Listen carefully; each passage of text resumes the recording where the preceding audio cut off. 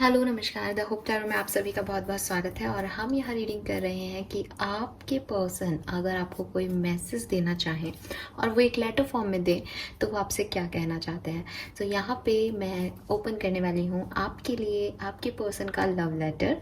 और ये एक कलेक्टिव लेटर है तो इसमें काफ़ी मैसेजेस ऐसे भी होंगे जो कि शायद आपकी सिचुएशन से रेजोनेट नहीं होंगे, बट उनकी डीप डाउन फीलिंग जो आपके लिए अगर वो कभी कागज़ पेन लेके लिखें तो वो क्या कहना चाहेंगे आपसे, वो हम यहाँ पे देखेंगे। तो लेट्स सी कि क्या मैसेजेस आते हैं। सबसे पहले क्योंकि एक लेटर है तो मैं सारे डेक से कार्ड्स निकाल लूँगी और उसके बाद आपके सामने लेटर की तरह ही आपको रीडिंग जो है वो दूंगी। तो आपको थोड़ा सा पेशेंस रखना पड़ेगा। अगर आप शफलिंग नहीं देखना चाहते तो आप स्किप पे कर सकते हैं, बस फेथ रखिएगा रीडिंग पे और आंखें बंद करके सुनिएगा कि आपके पर्सन आपसे क्या कहना चाहते हैं। सबसे पहले मैं कार्ड्स निकाल रही हूँ। आप भी अपने पर्सन के बारे में सोचिए कि वो आपसे क्या कह सकते हैं इस सिचुएशन में। Let's C.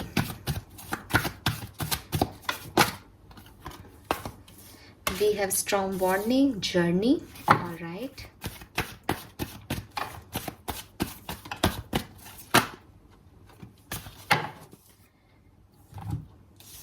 we have door to romance, we have appreciation and the word. Okay, now हम स्टैक से निकाल लेते हैं कार्ड।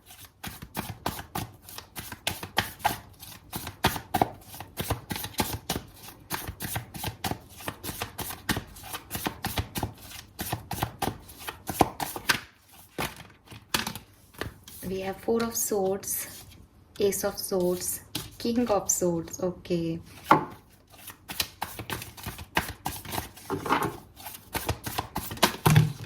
The word again. 2 बार है the word का card.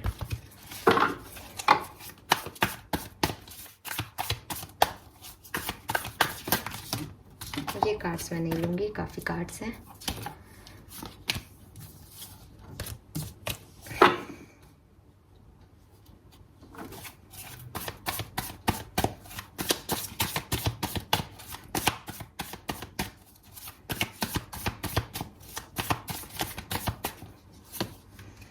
Five of Swords,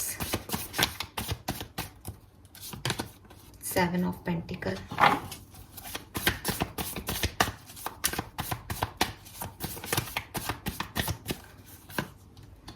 Knight of Wands और ये कार्ड आना चाह रहा है Five of Pentacles.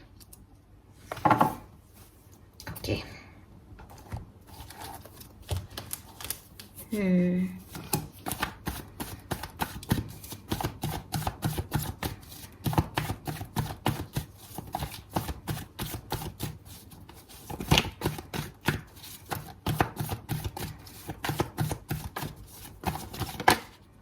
Eight of Swords,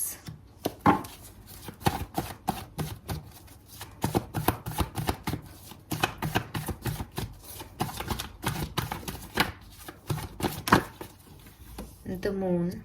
All right.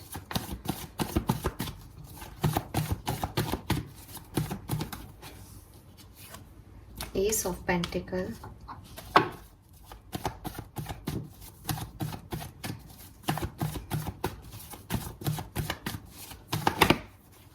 the Fool,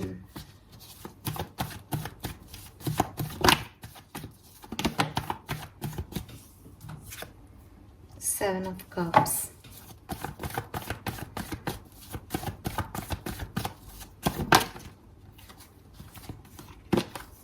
okay,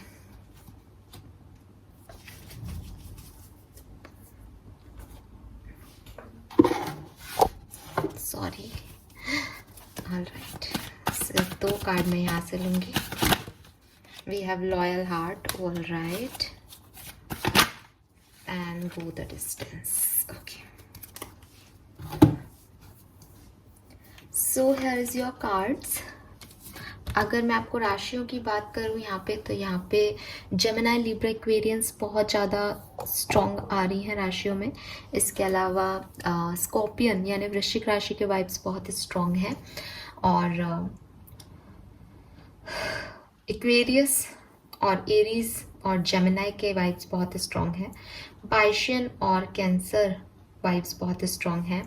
Leos भी स्ट्रॉन्ग है यहाँ पे, ठीक है, लियोज, यस। टॉरस, वर्गो, कैप्रिकॉन के भी वाइब्स हैं। एरीज, लियो, सैजिटेरियस के भी वाइब्स हैं, ठीक है, यस। ये यहाँ पे साइंस स्ट्रॉन्ग है। अगर एज ग्रुप की बात करूं तो डेफिनेटली आप लोग 22 से लेकर के या 20 ईयर्स से लेकर के और 47 तक के ईयर्स के लोग हो यहाँ पे। मुझे 29 से 47 वाले ज़्यादा दिख रहे हैं, 20 वाले कम दिख रहे हैं। 20 या 2 आपका डेट ऑफ बर्थ हो सकता है, ठीक है, या आपका लाइफ पाथ नंबर हो सकता है। 1 या 10 भी सेम लग रहा है कि लाइफ पाथ नंबर या डेट ऑफ बर्थ है, या मैरिज डेट है अगर आप ऑलरेडी मैरिड हैं तो। 15 भी और 6 नंबर भी, ठीक है, यस। 33, 35, 47, 32, 22, ये 29, ये एज ग्रुप बहुत स्ट्रॉन्ग आ रहा है। ऑल राइट, तो शुरू करते हैं। आपका लेटर, आपके पर्सन आपको लेटर में क्या कहना चाहते हैं। ओके, सो सबसे पहले तो आपके पर्सन आपसे कहना चाहते हैं कि जो कुछ भी हुआ उन्हें इनका बहुत रिग्रेट है, ठीक है, उस चीज़ का इनको बहुत रिग्रेट है बेसिकली। और ये एक तूफान है जो इनकी ज़िंदगी में आया है, और आपके बिना ये बिल्कुल अकेला फील कर रहे हैं। और अगर आपको लगता है कि इनकी ज़िंदगी में कोई है तो ये आपसे कहना चाह रहे हैं इस लेटर के थ्रू कि मेरी ज़िंदगी में तुम्हारी जगह कोई नहीं ले सकता। जो कुछ भी हमारे बीच था वो मेरी तरफ से बिल्कुल सच था। मैं इस रिश्ते में अपने ट्रू हार्ट के साथ था, मैं पूरी तरीके से लॉयल था, और मैं जानता हूँ कि तुम भी लॉयल थी। इस रिश्ते में हम दोनों की लॉयल्टी ही मायने रखती है, और मेरा दिल कहता है कि तुम भी लॉयल थे और मैं भी लॉयल था। लेकिन फिर भी अगर ये फेज़ हमारे रिश्ते में आया है तो इसके पीछे कोई ना कोई कारण होगा, और मैं यूनिवर्स से, भगवान से, ईश्वर से, अल्लाह से ये प्रे करूँगा या करता हूँ कि इसके पीछे जो भी कारण थे वो हमें दिखाई दें। बहुत जल्द जो सच है वो हमारे सामने आ जाए, बहुत जल्द जो सच है वो तुम्हारे सामने आ जाए, ताकि तुमको इस रिश्ते को लेके कुछ क्लैरिटी मिले। मुझे डर है कि तुम अपने आप को कोई हार्म ना पहुँचाओ। मुझे डर है कि मैंने तुम्हें इस रिश्ते में इतना नुकसान नहीं पहुँचाया हो, या इस रिश्ते में मेरे से दूर होने के बाद तुम इतने नुकसान में नहीं हो कि तुम अपना हार्म कर लो या अपने आप को कैद कर लो। तुम फ्री रहो, खुश रहो। मैं बस यही चाहता हूँ। मेरे दिल में आज भी तुम्हारे लिए जगह है। मेरे दिल के दरवाजे हमेशा तुम्हारे लिए खुले रहेंगे, क्योंकि जो प्यार तुमने मुझे दिया है, जिस तरीके से तुमने मुझसे प्यार किया है, उस तरीके से किसी ने मुझसे प्यार नहीं किया, और मैं हमेशा तुम्हारा इंतज़ार करता रहूँगा। आगे ये लिखते हैं कि जो कुछ भी इस रिश्ते में हुआ उससे मुझे डर लगता है कि इस रिश्ते का कोई भविष्य होगा या नहीं होगा। हमारे बीच में बहुत से प्रॉब्लम्स हैं। हमारे रिश्ते को सोसाइटी एक्सेप्ट नहीं करेगी, हमारे रिश्ते को ये समाज के लोग एक्सेप्ट नहीं करेंगे, हमारे पेरेंट्स एक्सेप्ट नहीं करेंगे। मुझे उन लोगों का भी डर है जो हमारे म्यूचुअल लोग हैं, जो तुम्हें भी जानते हैं और मुझे भी जानते हैं, वो हमारे बारे में क्या बातें करेंगे। और उसकी वजह से मुझे हमेशा से इस रिश्ते पे एक डाउट रहा, लेकिन मैंने हमेशा से तुम्हें चूज़ किया, हमेशा से उस डर को हटाया। लेकिन आज जो कुछ भी हमारे बीच में हो रहा है उसको देख करके मुझे दोबारा से ये डर सताने लगे हैं कि लोग क्या कहेंगे, और ये मेरा डिसीजन तुम्हें लेकर के तुम्हारे साथ आगे बढ़ने का सही है या नहीं।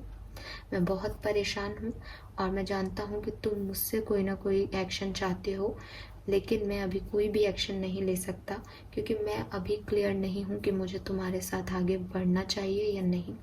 मैं तुमसे बहुत प्यार करता हूँ, तुम मुझसे बहुत प्यार करते हो, ये एक सच है, लेकिन हमारे रिश्ते में बहुत सी बुनियादी समस्याएं हैं जिन्हें सुलझाना मेरे लिए नामुमकिन है।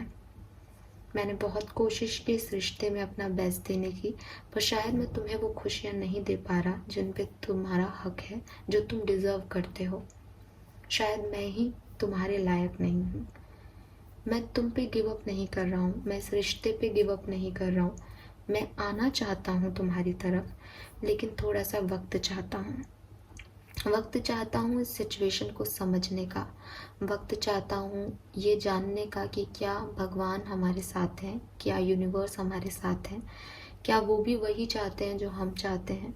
अगर वो भी वही चाहते हैं जो हम चाहते हैं तो ये सिचुएशन अपने आप ऑटोमेटिकली रिलीव होंगी। मैं आज भी तुम्हारा इंतज़ार कर रहा हूँ, तुम्हारे मैसेज का, तुम्हारे कॉल का। रोज़ तुम्हारे फ़ोटोग्राफ्स देखता हूँ और रोज़ भगवान से प्रेयर करता हूँ कि तुम्हारा कोई मैसेज आ जाए, कोई कॉल आ जाए। लेकिन मैं ये भी जानता हूँ कि कुछ भी गलत वो ईश्वर हमारे साथ नहीं होने देगा, क्योंकि तुम, मेरा पता नहीं, लेकिन तुम बहुत अच्छी हो और तुम्हें हमेशा एक अच्छा व्यक्ति ही वो देंगे। अगर मैं तुम्हारे लायक नहीं हूँ, अगर मैंने तुमसे कोई झूठ बोले हैं, अगर मैंने तुम्हारे साथ कोई चीटिंग की है, तो तुम्हारे भगवान कभी भी मुझ जैसा व्यक्ति तुम्हें नहीं देंगे। इसलिए मैं इंतज़ार कर रहा हूँ कि ये न्याय भगवान करें, मुझे तुम तक भगवान भेजें। ये दूरियां मैंने बनाई हैं और मैं चाहता हूँ ये दूरियां भी बनी रहें, क्योंकि कुछ रियलाइजेशंस होने ज़रूरी हैं। हमें एक दूसरे को दूर से ऑब्ज़र्व करना ज़रूरी है। एक दूसरे की कमी खलेगी तब शायद हम लोग ये रियलाइज़ कर पाएंगे कि हमें एक दूसरे के साथ रहना है या नहीं। इसलिए जो समय है इसमें तुम मुझे अपने पास समझो। बस मैं तुम्हारे आसपास नहीं होके भी तुम्हारे दिल के पास रहूँगा हमेशा, और मेरे भी तुम हमेशा पास हो। ये जो वक्त है ये भी गुजर जाएगा, जैसे हमने और बुरे जो वक्त है वो बिताए हैं। मैं तुम्हारी लाइफ में ज़रूर आऊँगा, दोबारा आऊँगा, चाहे एक दोस्त बन के ही सही, चाहे एक नई शुरुआत करके ही सही, लेकिन मैं तुम्हारी ज़िंदगी में हमेशा रहूँगा, एक वेल विशर के रूप में, एक दोस्त के रूप में और एक अच्छे इंसान के रूप में। तुम मुझे हमेशा याद करोगे अच्छे इंसान के रूप में, ये मैं तुम्हें वादा करता हूँ। और अगर तुम्हें लगता है कि मैंने तुम्हारे साथ कुछ नाइंसाफ़ी की है या तुम्हें चीट किया है, तो मेरी बात मानो, अपने चारों तरफ देखो, उन सारे ऑप्शंस को, उन सारी अपॉर्चुनिटीज़ को देखो, हमारे पास्ट को देखो और हमारे प्रेजेंट को देखो। क्या तुम्हें सच में लगता है कि मैंने तुम्हारे साथ कुछ भी गलत किया है? मैंने सिर्फ तुमसे प्यार किया है। हाँ, मैं कभी कभी कंफ्यूज रहता था। हाँ, मेरे पास चॉइसेस थी। हाँ, मेरे पास लोग थे। हाँ, मेरे पास रिस्पॉन्सिबिलिटीज़ थी, बट ये मेरी लाइफ का हिस्सा थी। मैंने इसमें कहीं पे भी तुम्हारे साथ कोई भी नाइंसाफ़ी जान के नहीं की। सब कुछ ऑटोमेटिकली होता गया, और इसीलिए मैं चाहता हूँ कि जो कुछ भी हुआ है उसको तुम समझो। इस दूरी के बीच में तुम उन चीज़ों को समझो कि मैं तुम्हारे लिए क्या हूँ, और मैं भी यही समझ रहा हूँ कि क्या मैं तुम्हारे बिना रह सकता हूँ। अगर नहीं रह पाया तो मैं तुम्हारी तरफ ज़रूर आऊँगा। अगर इन डरों ने मुझे रोक लिया तो मैं तुम्हें हमेशा के लिए भूल जाऊँगा, लेकिन फिर भी तुम्हारे साथ रहूँगा। लेकिन अगर मैं इन डरों में नहीं, इन डरों से जीत पाया और कभी मेरा मन किया कि मैं तुम्हारी तरफ आऊँ, मुझे तुम्हें चुनना है, तो मेरा इंतज़ार करना, मैं ज़रूर तुम्हारी तरफ आऊँगा। बहुत सारे ऑप्शन हैं मेरे पास, बहुत सारी रिस्पॉन्सिबिलिटीज़ है मेरे पास, पर तुम्हें पता है कि तुम्हारी जगह क्या है, और मैं वो जगह कभी किसी को नहीं दे पाऊँगा। मैं जानता हूँ हमारा रिश्ता कभी बना, कभी टूटा, कभी रहा, कभी बिगड़ा, लेकिन मैं ये भी जानता हूँ कि जब भी मैंने तुम्हें अपनाया तो दिल से अपनाया। जब मैंने तुम्हें एक्सेप्ट किया तो किसी और के बारे में नहीं सोचा। जब भी मैंने तुम्हें एक्सेप्ट किया तो अपनी ब्लेसिंग की तरह एक्सेप्ट किया। लेकिन फिर भी ये तूफ़ान हमारी ज़िंदगी में आए तो ज़रूर कोई ना कोई लेसन सिखाने आए होंगे, तो ज़रूर किसी न किसी अच्छाई के लिए आए होंगे। और इसीलिए मैं कोई एक्शन नहीं ले रहा कि जो कुछ भी हो रहा है, अगर ये ही पर्पस है हमारे मिलने का, तो मैं इसको भी सर झुका के नमन करता हूँ और इस चीज़ को भी एक्सेप्ट करता हूँ यूनिवर्स के। जैसे उन्होंने मुझे तुम्हें दिया था, वैसे ही उन्होंने मुझसे तुम्हें छीन लिया। और अगर मेरे प्यार की में सच्चाई थी, मेरे इमोशंस में सच्चाई थी, तो वही तुम्हें मुझे वापस भी देंगे। और मैं उस दिन का इंतज़ार कर रहा हूँ। अगर तुम मेरा इंतज़ार कर रहे हो तो मैंने तो तुम पे कभी गिव अप किया ही नहीं, इसलिए तुम जब बुलाओगी मैं आ जाऊँगा। बस तुमको मुझे बुलाना पड़ेगा, क्योंकि तुम जानते हो कि मुझसे शुरुआत नहीं होती, मुझसे फ्लर्ट नहीं होता, मुझसे बिगनिंग नहीं होती। मैं तुमसे बहुत प्यार करता हूँ और मैं तुम्हें अपने प्यार, अपने इमोशंस बताना भी चाहता हूँ, लेकिन अभी मैं अटका हुआ हूँ। अभी मैं समझ नहीं पा रहा कि मैं तुम्हें कैसे यकीन दिलाऊँ अपने प्यार का। कभी कभी मुझे डर लगता है कि तुमने अगर नहीं माना तो, तुमने नहीं समझा तो। मैं क्लियर हूँ अपने आप में, मैंने डिसीशंस ले लिए हैं अपनी ज़िंदगी को लेकर के, लेकिन मैं वो डिसीशंस तुम्हें कैसे बताऊँ ये मुझे समझ नहीं आता। और कभी कभी फैमिली, सोसाइटी और तुम्हारे बीच में मेरा दिमाग उलझ जाता है और उस समय लगता है जैसे मैं चला जाऊँ सबको छोड़ के, मैं किसी का नहीं रहूँ। जो कुछ भी हमारे बीच में हुआ उसमें मेरी क्या गलती थी मैं आज तक नहीं समझ पा रहा। लेकिन मैं चाहता हूँ कि तुम भी खुश रहो और मैं भी खुश रहूँ, और इस स्टकनेस से, इन यादों से हम दोनों निकल जाएं। फिर चाहे अलग होकर के निकलें, चाहे साथ होकर के निकलें, लेकिन ये जो सेपरेशन है ये ख़त्म हो जाए, क्योंकि इस सेपरेशन में मैं भी खुश नहीं हूँ और मैं जानता हूँ कि तुम भी खुश नहीं हो, और मैं तुम्हें भी ऐसे नहीं देख सकता, ना मैं खुद ऐसे रह सकता हूँ। तो please trust me, I love you for ever. और मैं चाहे तुम्हारे साथ ज़िंदगी में रहूँ या नहीं रहूँ, लेकिन तुम्हारे साथ हमेशा ऐसे ही रहूँगा।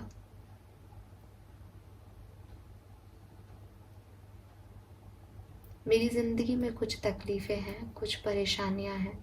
मैं हमेशा चाहता हूँ कि तुम उन परेशानियों को देखो, उन्हें समझो। मैंने कब क्या चीज़ की, कब क्या चीज़ कही, कब किस तरीके से रिएक्शन दिया, तुम उन चीज़ों को देख कर के समझो जो भी वहाँ उस परिस्थिति में हो रहा था। बट तुमने कभी उस तरीके से नहीं समझा मुझे, और यही हमारे बीच में प्रॉब्लम क्रिएट करता गया।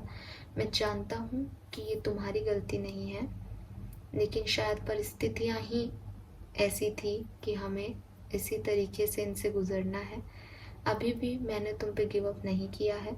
अगर मेरा तुमसे मिलना तय है तो तुम्हारा और मेरा मिलन कोई नहीं रोक सकता। हम फिर से रीस्टार्ट करेंगे, हम फिर से दोस्ती का साइकिल स्टार्ट करेंगे, और मुझे यकीन है कि इस बार मैं तुम्हें यकीन दिला पाऊँगा कि मेरा दिल तुम्हें लेके कितना सच्चा है।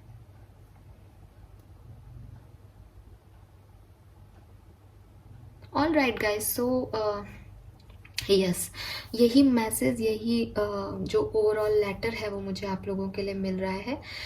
2-3 पॉइंट मैं आपको यहाँ पे कुछ बताना चाहूँगी जो कि मुझे इस लेटर में दिख रहे हैं। वो ये कि ये पर्सन जो है वो डेफिनेटली आपकी एनर्जीज़ को अप्रिशिएट कर रहा है प्रेजेंटली, ठीक है, और बहुत तकलीफ़ में है, ठीक है, खुश नहीं है, अपनी इमोशनल साइड में ये व्यक्ति खुश नहीं है, और क्लैरिटी चाहता है कुछ सिचुएशन को लेकर के कि क्या हुआ, क्यों हुआ, आगे क्या हो सकता है, वो इसके दिमाग में कंटिन्यूसली चल रहा है, वो उससे निकल ही नहीं पा रहा है। आप देख लो सारे कार्ड्स यहाँ हैं, 2 डेक से कार्ड निकाले हैं। 8 ऑफ सोर्ड्स स्टकनेस को बताता है, 5 ऑफ पेंटिकल सेपरेशन को बताता है, अकेलेपन को बताता है, 4 ऑफ सोर्ड्स सेपरेशन को बताता है, स्ट्रॉन्ग वार्निंग टावर मूवमेंट को बताती है, और हैंगमैन भी बताता है कि पर्सन कहीं ना कहीं आप में अभी भी स्टक है। सो डेफिनेटली पर्सन जो है वो अभी स्टक है, इस सिचुएशन से निकल नहीं पा रहे हैं, और इनका पूरा लेटर जो है वो इसी चीज़ में है कि आपको कहें कि यहाँ पे क्या चल रहा है। ये अभी भी आपसे मूव ऑन नहीं हुए, और इनके डर को बता रहा है ये मून का कार्ड कि ये अभी डरते हैं, ठीक है, ये डरते हैं आपको खोने से, इनको अभी भी डर है आपको खो देने से, इनको अभी भी डर है आपको लेकर के, आपको अपनाने का भी डर हो सकता है, आपको खोने का भी डर हो सकता है। बट ये पर्सन जो है वो न्यू बिगनिंग करना चाहते हैं with this ace of cup, ace of pentacle and the fool, ठीक है।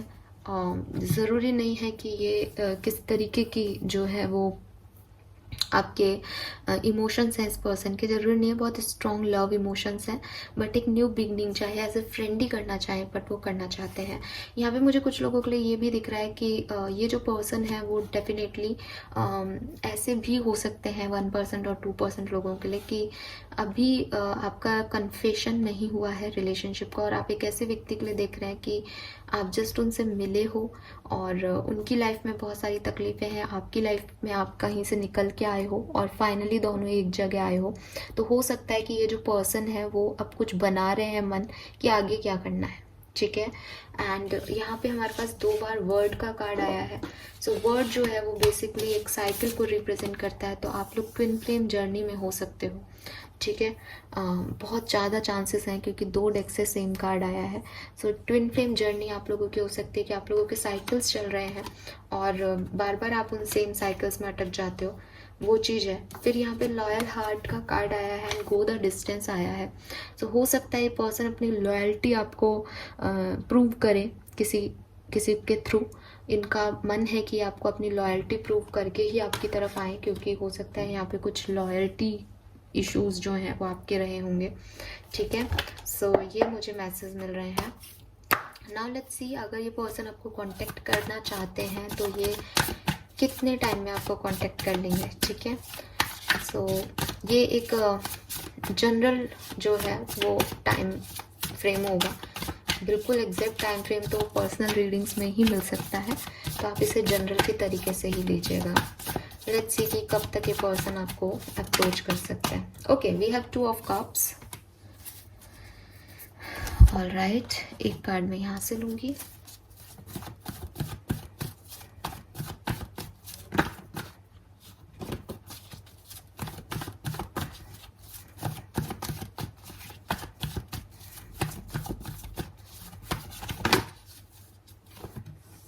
Six of pentacles. सो मुझे लग रहा है ये 1 से 2 महीने की बात है, ठीक है। 1 से 2 महीने में पर्सन जो है आपको कांटेक्ट करेंगे।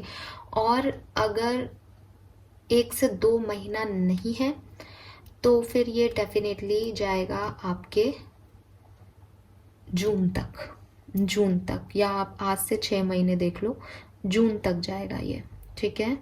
यस, ये 2 चीज़ें मुझे स्ट्रांगली दिख रही हैं। याद से 1 से 2 महीने तक ये पर्सन आपको कांटेक्ट कर लेंगे, आपसे बातचीत हो जाएगी इस पर्सन की।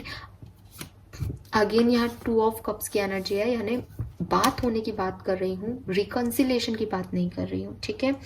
और या फिर ये 6 मंथ तक भी जा सकता है। ज़्यादा जो मतलब एक मैक्सिमम टाइम फ्रेम है वो 6 मंथ है, और अदरवाइज 2 मंथ तक ये हो सकता है, ठीक है। यस, नाउ लेट्स सी आपको क्या करना चाहिए, आपके लिए गाइडेंस क्या है इस सिचुएशन में, आपको क्या करना चाहिए। Okay, we have deep knowing. तो आपके पर्सन के लेटर में भी कहीं ना कहीं मुझे यही मैसेज मिल रहा था कि ये कह रहे हैं कि ये समय वो आपको दे रहे हैं ताकि आप डीपली अंडरस्टैंड करो कि पास्ट में क्या था, प्रेजेंट में क्या था, और जो कुछ भी आपको फील हो रहा है वो सही है या नहीं। और यहाँ पे भी वो यही कह रहा है, आपको यूनिवर्स भी यही कह रहा है कि डीपली जो है चीज़ों को समझने की ज़रूरत है, ठीक है। टू द सी। और आपको ये भी कहा जा रहा है कि बहुत ज़्यादा एक्शन लेने की ज़रूरत नहीं है, ठीक है। गो विद द फ्लो वाली एनर्जीज जो हैं वो आप यूज़ करो। आपको चाहे कोई भी मैसेज मिल रहा हो, लेकिन अभी की सिचुएशन में आपके कोई भी एक्शन जो है वो इस पर्सन को आपकी तरफ नहीं ला पाएंगे, बिकॉज सब कुछ डेस्टाइनली हो रहा है। तो फ्लो के हिसाब से चलते जाओ, क्योंकि अभी एक्सटर्नल कंडीशंस जो हैं वो आपको ब्लॉक कर रही हैं। तो डेफिनेटली आप उनके अगेंस्ट अगर जाओगे तो डूबने का खतरा है या ज़्यादा प्रॉब्लम्स क्रिएट कर लोगे। सो अभी जो है उसको रेजिस्ट करने का या फाइट करने का सिचुएशन को वो टाइम नहीं है, ठीक है। अभी रिलैक्स हो, ट्रस्ट करो कि जो कुछ भी हो रहा है वो आपके हाईएस्ट गुड के लिए हो रहा है। और अभी का टाइम जो है वो बेसिकली खुद पे ध्यान देने का है। डीप नोइंग भी है और गो टू द सी भी है। तो अभी चीज़ें जैसी चल रही है उसे चलने दो। ये टाइम आपका अगर एक दूसरे से बातचीत नहीं हो रही है या सेपरेशन में हो तो थोड़ा सा इस रिलेशनशिप को अंडरस्टैंड करो कि इस रिलेशनशिप में कहाँ प्रॉब्लम्स हैं, किस तरीके से उन पर काम किया जा सकता है और सही क्या है गलत क्या है। तो अगर आप वो चीज़ें समझोगे तो शायद फ्यूचर में जो प्रॉब्लम्स आने वाली हैं उनसे बच जाओगे। तो इस टाइम को ऐसे यूटिलाइज करना बेटर है, ठीक है। क्योंकि रिकन्सिलेशन तो यहाँ पे दिख रहा है, ठीक है, डेफिनेटली दिख रहा है, क्योंकि आपके पर्सन भी यही चाहते हैं। और आप मैनिफेस्ट करो अगर इस रिश्ते को, तो इसमें सब कुछ ठीक हो सकता है। बट वो जब तक हो रहा है ठीक, उसे होने दो। अभी के टाइम में आगे ये वापस से फेज़ ना आए, उसके लिए रेडी करो खुद को। Alright, so this is all for you. I hope कि आपसे रेजोनेट होगा एंड आपको अच्छी भी लगी होगी ये रीडिंग। प्लीज़ चैनल को लाइक और सब्सक्राइब कीजिएगा। Thank you so much reading देखने के लिए। Bye bye.